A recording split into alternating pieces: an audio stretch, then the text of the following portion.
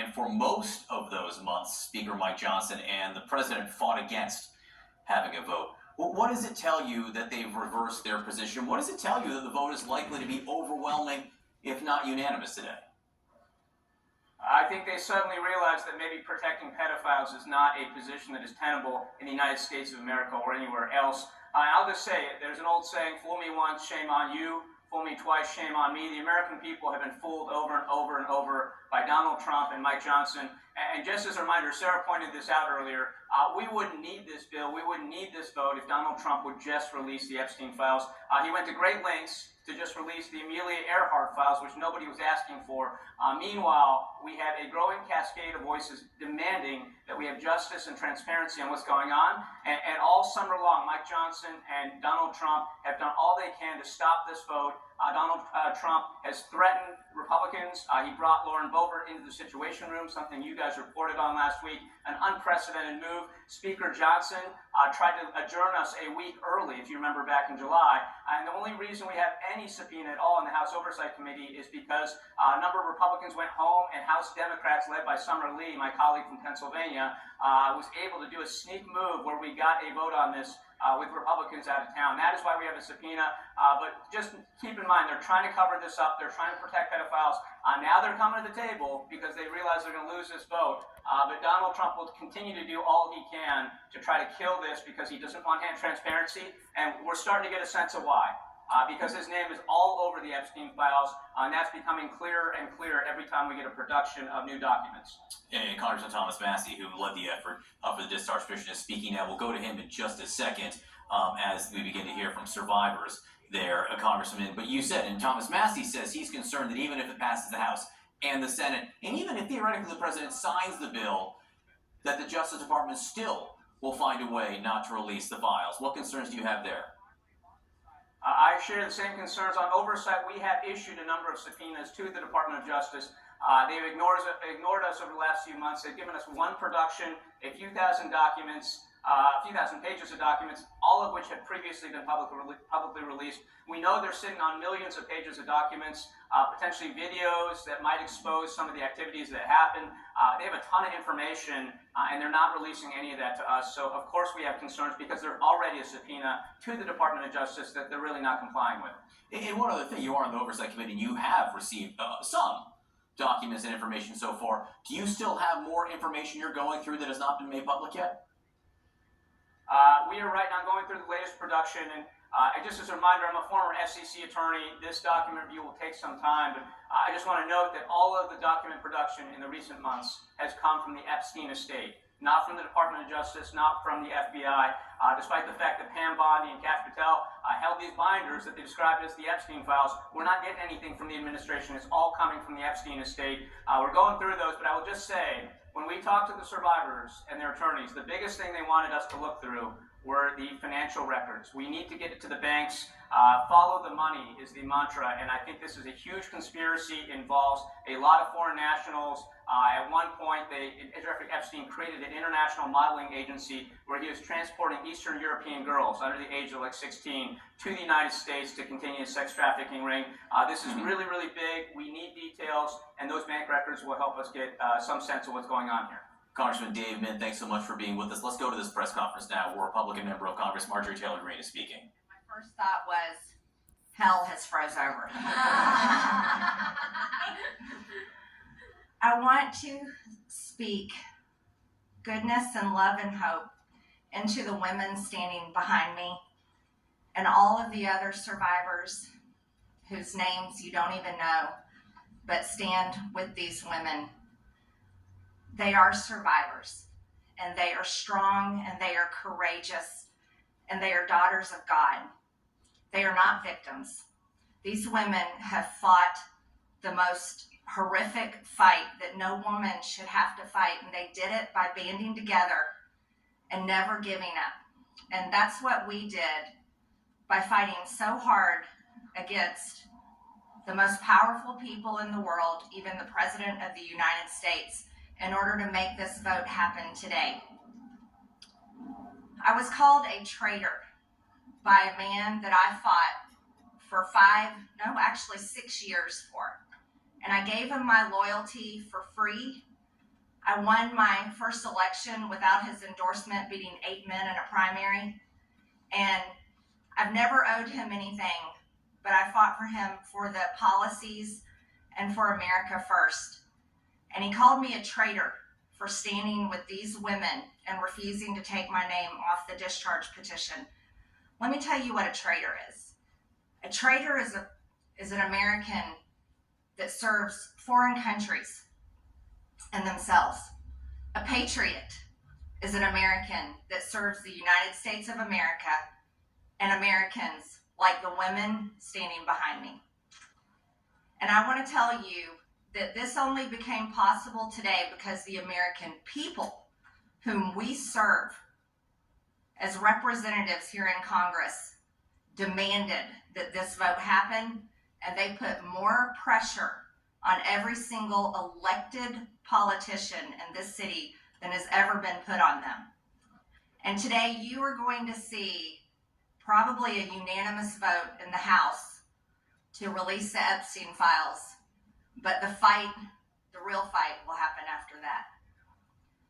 While I want to see every single name released so that these women don't have to live in fear and intimidation, which is something I've had a small taste of in just the past few days, just a small taste.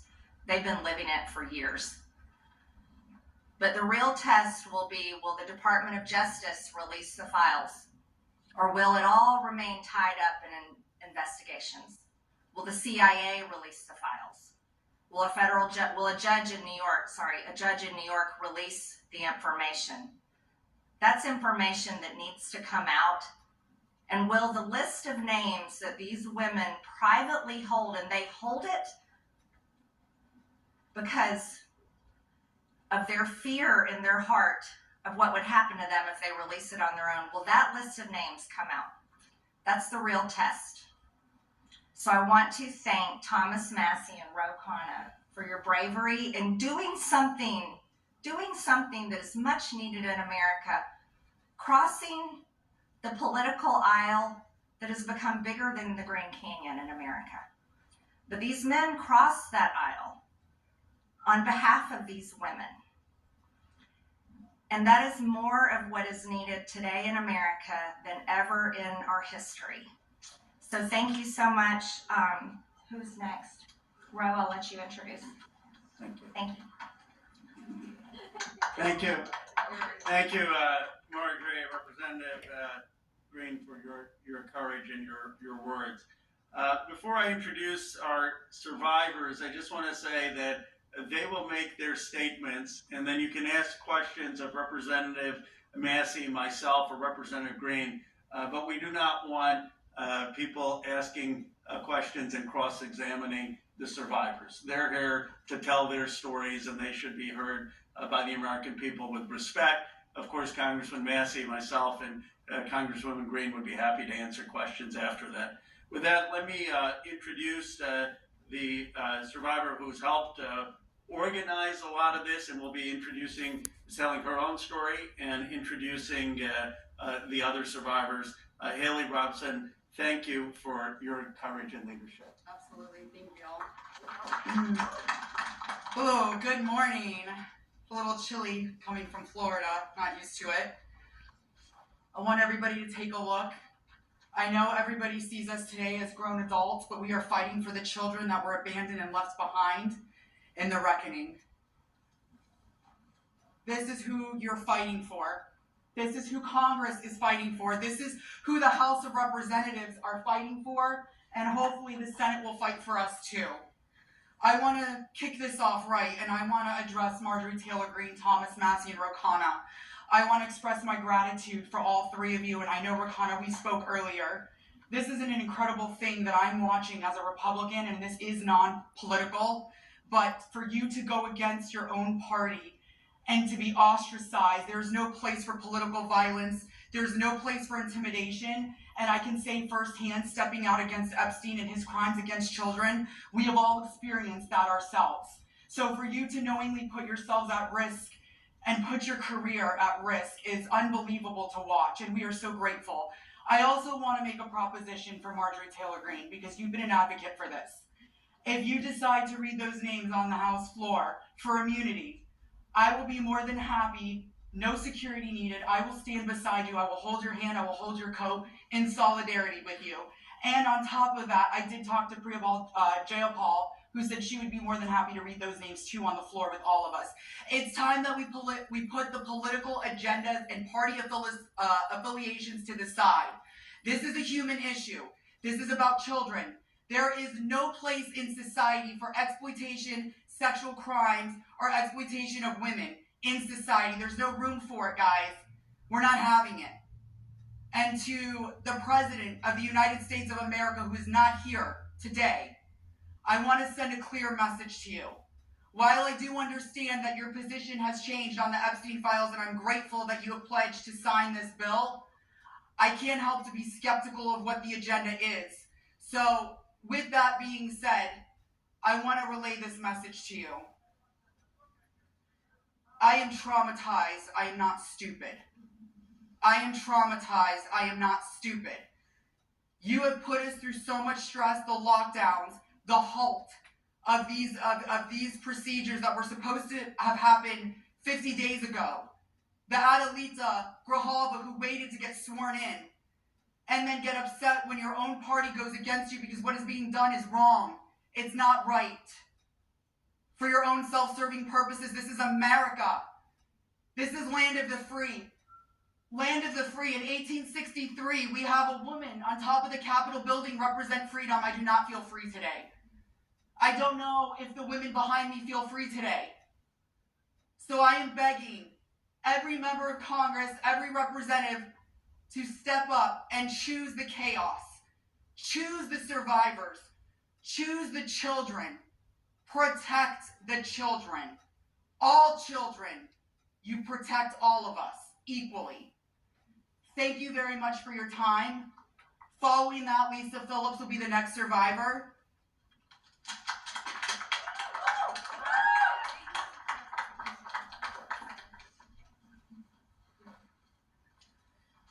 Good morning.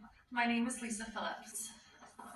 It's an honor to stand here again for something America is finally united on: the immediate release of the entire Epstein files. In a divided nation, this is one demand we all share. Last time I stood here, I made a promise to all survivors watching.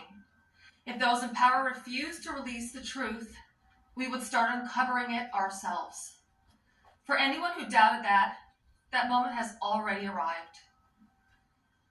Since that day, more survivors across the country and around the world have reached out. Text, emails, DMs, firsthand accounts, and evidence. Many are women who were abused or trafficked through the international modeling pipeline Epstein built, promising visas, apartments, opportunities, futures, while exploiting their dreams for abuse. Most are still terrified to speak publicly because the men involved are powerful. They're connected, and as we know, they're protected. For too long, survivors have watched others speak for us. And while we are grateful for our allies in Congress on both sides, we've realized something. This fight belongs to us. We lived it, and we know the truth. And we will not wait quietly for institutions to decide when we're allowed to speak. The survivors now coming forward have entrusted us with their stories.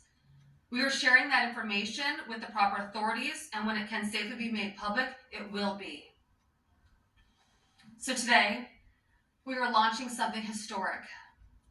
The first national, survivor-led political movement in America. Nonpartisan, laser-focused on exposing the systems, the loopholes, power structures, and silencing mechanisms that have protected predators for far too long. We are stepping directly into the halls of power, into the political arena. We will help rewrite laws that failed us and build protections for our nation's children together, targeted by sexual exploitation. Together, today, survivors begin our own fight, the survivor revolution. and we intend to change this nation for the better. If you're a survivor who wants to join us, please reach out. And to anyone who benefits from the current system, intentionally or not, remember this. Alone, yes, we are afraid. But together, we are feared. Thank you.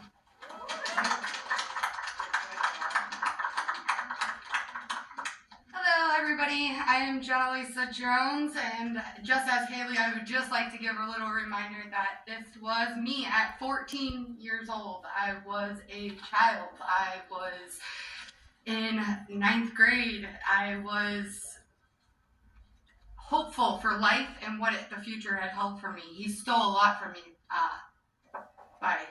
at 14. So just a little reminder there for everybody. Sorry.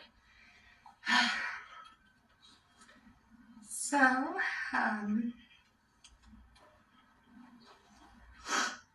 I just want to start out by saying thank you for all of you for being here today. I want to start by expressing my deepest gratitude to the members of Congress who have stood with us, the survivors, in demanding the transparency and justice. Your support is a signal that this institution can still serve the American people.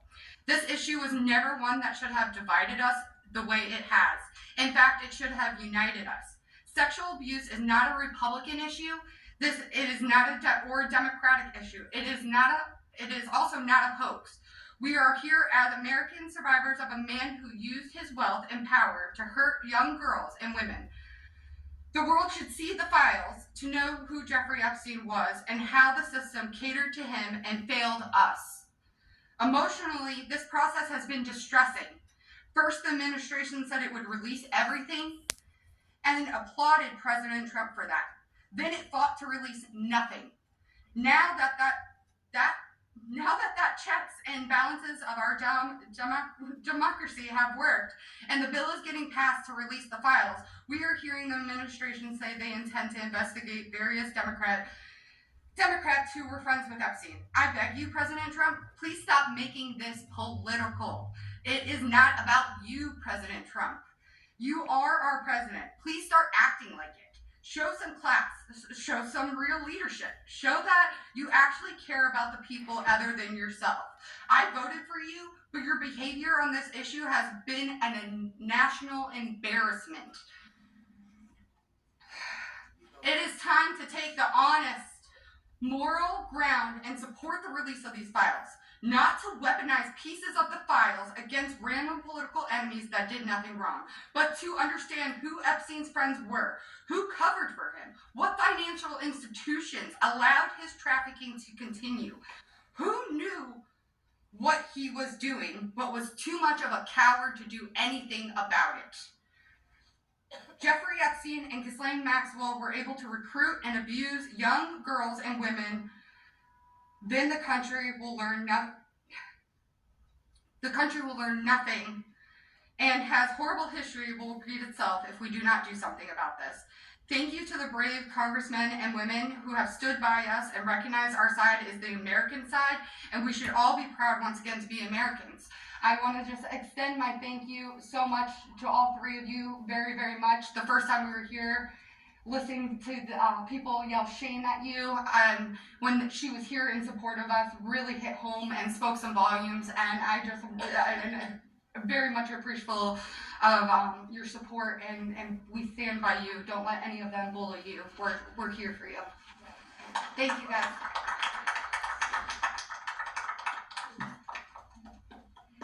Wow. Good morning, everyone.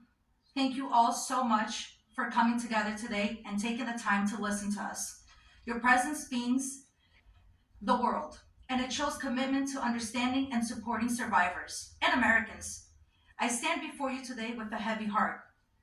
I originated from Brazil, and I came to the United States when I was 8 years old. I was only 14 when I first encountered Jeffrey Epstein, and my daughter is now almost at that age. At 14, the only things she should be concerned with are going to school, practicing at her cheerleading competitions, and enjoying her time with her friends and family. She should not have to bear the burden of worrying about being manipulated or exploited. At this age, she is still a child, and no child should ever have to face such threats. I also want to address a troubling statement made by a prominent figure on a major platform who suggested that a 14-year-old should not be considered a victim of pedophilia. This is a dangerous and incorrect notion. When we talk about how children at 14 should still be treated as children, I ask you to look at the young people around you. Remember when you were that age? Do you think you should have been responsible for being groomed? Put yourselves in our position when we were young. I'm here today not to just share my story, but to call on all of you to help make a difference. We need to support to push for the Transparency Act and release the Epstein files. Please reach out to your Congress members and senators and urge them to support this crucial legislation. The truth is something that we all deserve, and it is vital for safety and protection of future generations.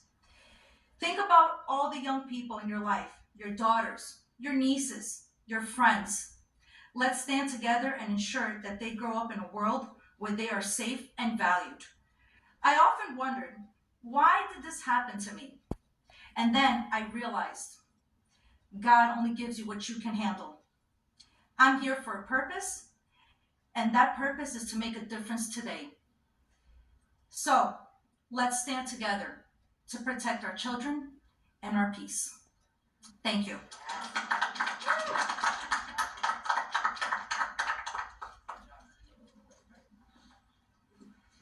Good morning. I want to say a few things before I begin. My speech may not be great. It was thrown together last minute as I only came here, decided Friday, when one of us, who has spoken several times, decided she couldn't come because of the threats. She was too scared. So I want to say, when you threaten one of us, you're threatening all of us. Yep. We are together now, and that's never going to change. This is me at 16 when I met Jeffrey Epstein. Now start. It is an honor to stand here before the American people. However, I shouldn't have to stand here at all. I'm here because as a child, I was pulled into Jeffrey Epstein's world, a world built on exploitation and manipulation of innocence and the protection of powerful men and women who believed that they were untouchable. Today, we'd rather be preparing for the holidays. We'd rather be at home with our families, baking with our children and decorating the Christmas tree as we try to move past this horrific moment that has impacted our entire adult lives. However, that's not possible because it's become something it should have never been, political and sensationalized. The truth is simple. We were victimized as children and failed repeatedly by the very system that was supposed to protect us. That's why we stand here today, to demand justice and accountability, not just for Epstein and his crimes, but for every predator and every enabler who participates in or protects abusers. The Epstein case was gravely mishandled consistently and deliberately over many years. Epstein could have been stopped decades ago, but instead he was able to continue his abuse, even during his sweetheart deal, yes, with his ankle monitor on and beyond. A deal that protected him and silenced us. While I was a child fighting to survive what happened to us, federal prosecutors were negotiating ways to shield powerful adults. And the failures didn't stop there.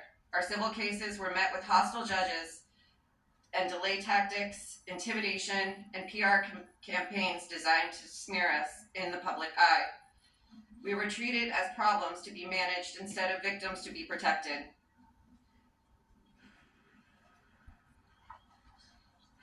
Today, something has changed. Individually, our voices were whispers. Together, they've become impossible to ignore. We are encouraged to see elected officials from both parties, thank you, come together and finally take action to release the files. I'll leave it there. Thank you.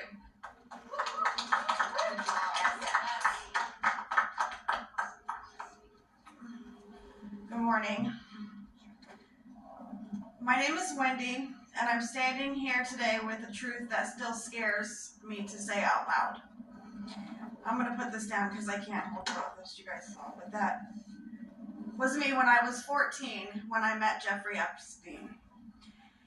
None of us here signed up for this political warfare. We never asked to be dragged into battles between people who never protected us in the first place. We are exhausted from surviving the trauma and then surviving the politics that swirl around it.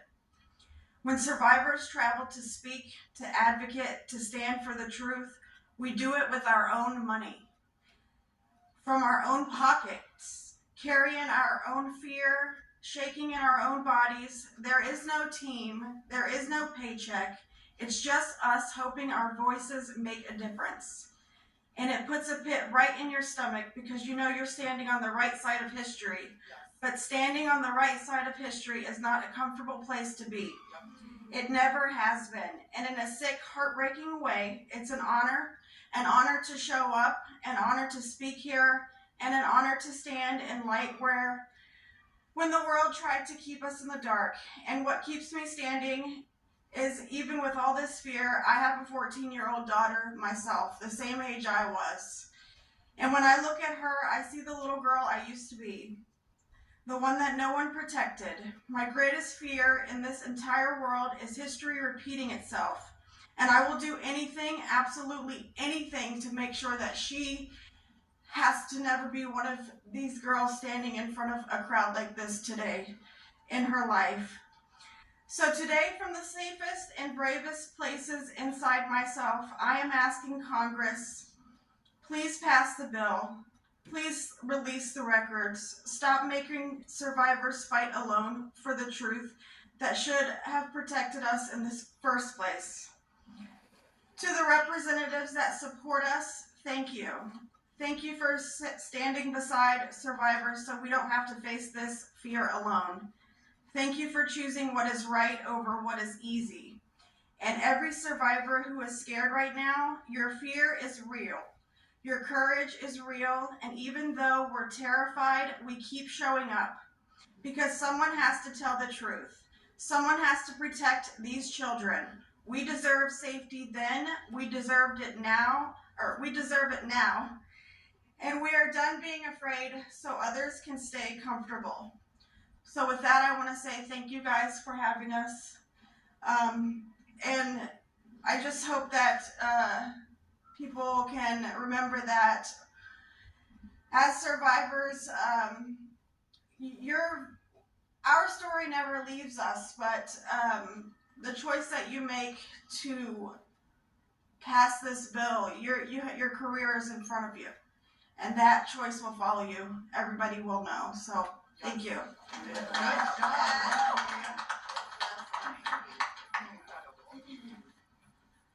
Hello, everybody.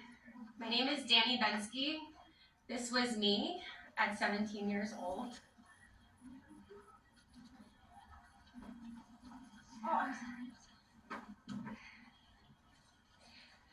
Coming from the dance world, I was recruited in 2004 after a systematic breaking down where Epstein leveraged my mother's brain tumor scans. He threatened me to withhold care for her. He trapped me in a year-long cycle of abuse. The last time I was here in Washington, D.C., I talked about being a part of this beautiful mosaic of women behind me, and they're exactly that. They're a beautiful mosaic of energy and passion and love and life.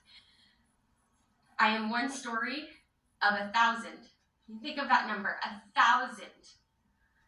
I spoke of how big our hopes and dreams once were, and I talked about how they were completely shattered at the hands of Ghislaine Maxwell and Jeffrey Epstein. Now, I look at this amazing community behind me. They are survivor sisters. We are together. We stand together in this. And I realize that we are a representation of women across America. We come from different backgrounds. We have different religions. We are different races, different creeds, different ethnicities. We have different political affiliations. Some of us don't want to be political at all. And yet we stand here together for this cause. We're united in the call for transparency, complete transparency, to find justice, Justice for our younger selves. These pictures that you see, they're real people. I wish I could go back and give my former self a hug and say, this matters and it's going to change, and mean it. We are standing here for justice for the youth of tomorrow. And justice for those who are no longer with us, like the beautiful, brave Virginia Giuffre. We understand that the road is long, but I implore you to stay the course, please. Living in an age where you can get news in 10-second clips on your phone, I know that this is a big task for us, but it's a very personal one for survivors. It's a very personal one for us as a country. So I'd like to ask you to try something right now. I'd like everybody to close their eyes or soften their gaze just for a moment, and I want everybody to think of a child that is close to them between the ages of 14 and 18 years old. It could be your daughter, it could be your niece, it could be a friend's kids, it could be you at a former age, it could be your mother at that age. But really envision that for a second, 14 to 18 years old. Once you think of that person, I want you to think about what they feel like. What is their energy? What do they smell like? What sound do they make when they laugh? Really think about that child, just for a moment. Now I want you to picture a pair of giant looming wooden doors and an overbearing marble landing. Those are the doors to Jeffrey Epstein's house. Do you allow that child to enter or not? If the answer is yes, you would allow entrance. You stand with predators. If the answer is no, then congratulations, you're on the right side of justice. Now you have homework. I am calling for the American people. You have homework. Call your congressional leaders. Call your senators. Please support this bill. Let's get it all released. Thank you very much.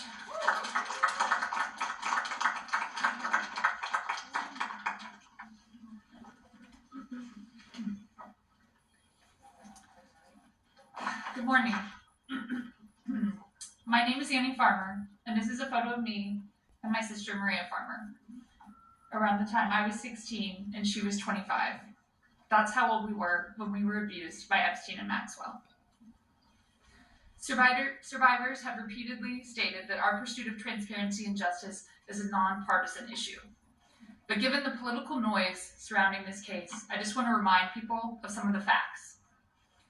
In 1996, when my sister Maria bravely blew the whistle on this group by reporting to the FBI what Epstein and Maxwell did to both of us, they hung up on the phone on her and there was no follow-up of any kind. Bill Clinton was president. In 2006, the FBI came to us, finally interviewed us, and asked us both to be witnesses against Epstein. We were very anxious, but we agreed. And then we didn't hear back from them due to their infamous sweetheart deal. George W. Bush was president.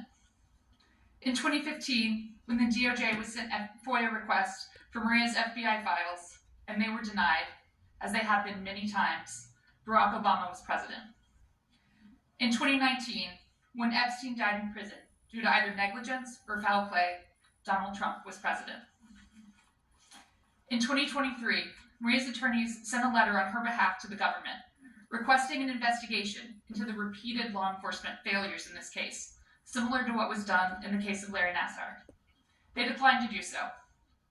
Consequently, my sister filed notice that she would be suing the government for failing to uphold its legal, ethical, and moral duties in this case. Joe Biden was president. This year, after campaigning on a pledge to finally release the files, under Trump's second presidency, the DOJ announced they were closing the investigation into Epstein's co-conspirators, and then transferred Ghislaine Maxwell into a prison camp, where it's well documented that she is receiving special treatment. This is not an issue of a few corrupt Democrats or a few corrupt Republicans. This is a case of institutional betrayal. Because these crimes were not properly investigated, so many more girls and women were harmed. My sister, because of her bravery, was repeatedly threatened and lived in fear with dire consequences for her health and her career. 30 years later, even as oceans of allegations and obvious truths have emerged, the government has still not chosen transparency. This is why we have all come together as one united voice to demand the release of all the Epstein files and to finally bring the truth out of the shadows.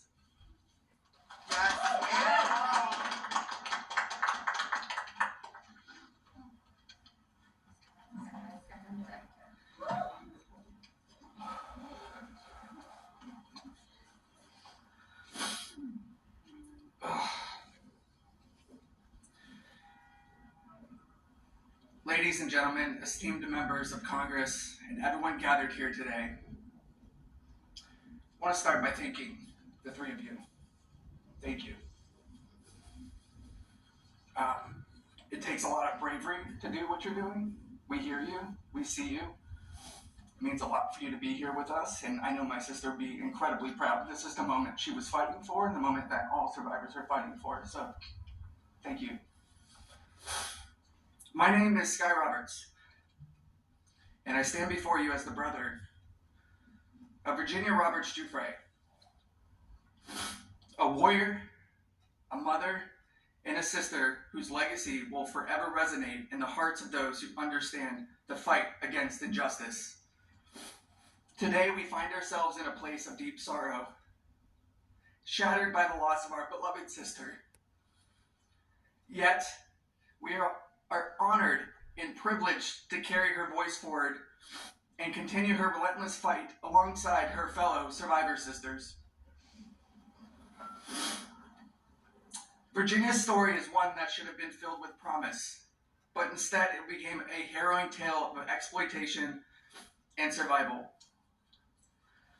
At just 16 years old, she took a job at Mar-a-Lago, believing she had secured a dream summer position.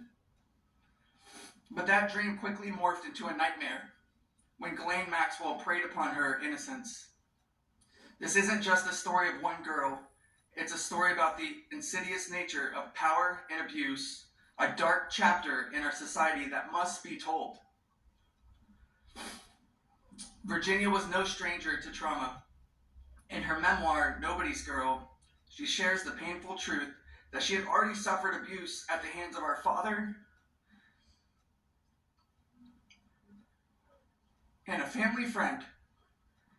But what happened next was unfathomable. Epstein and Maxwell didn't just abuse her, they trafficked her to a network of the rich and powerful. Princes, prime ministers, politicians, financiers, and lawyers. These men committed unspeakable acts against her will, and against the will of countless survivors who stand united with us today. Virginia's strength was tested in many ways that most of us can hardly imagine.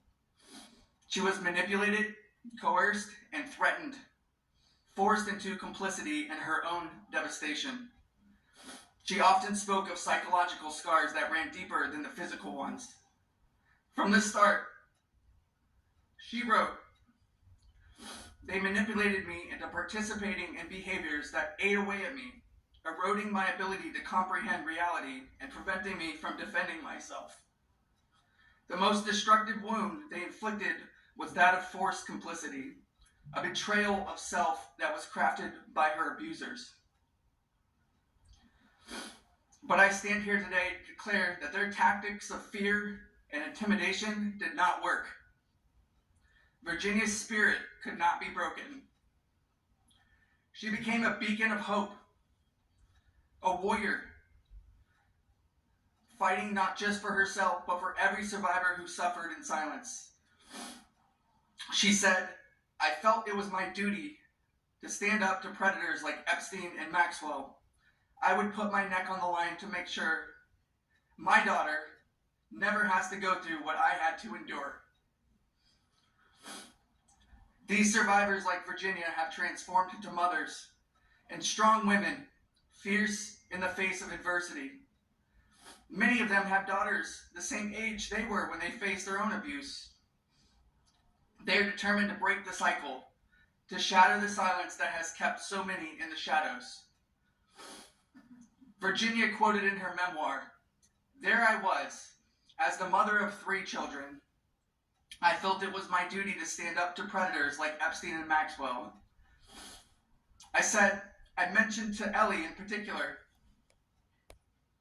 her daughter, I would put my neck on the line to make sure she never has to go through what I had to go through.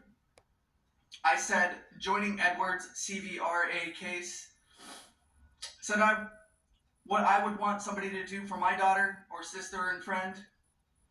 In the end, I said I was just trying to do the right thing. That's what I felt like I'm doing, I said. I'm making a small dent in this big world we live in.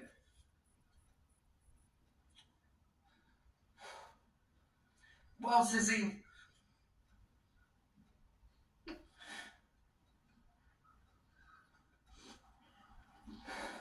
you didn't just make a small dent.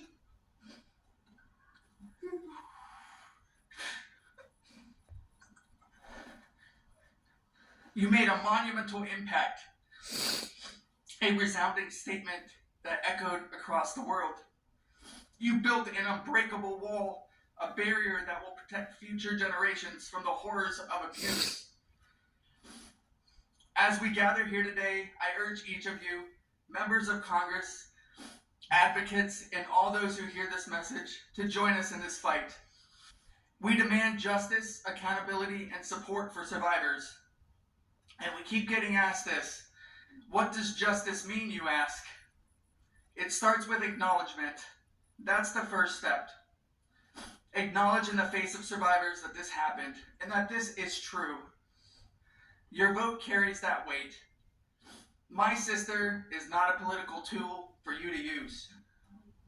These survivors are not political tools for you to use. These are real stories, real trauma, and it's time for you to stop just talking about it and act. Vote yes.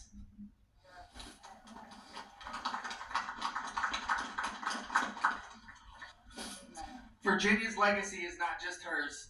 It belongs to all of us who stand against injustice. Together, we will ensure that the voices of survivors are heard, that the truth prevails, and that the horrors of the past are never repeated. Thank you. Thank you for listening, and thank you for standing with us. Together, we will not let Virginia's fight be in vain. Together, we will not let the predators win.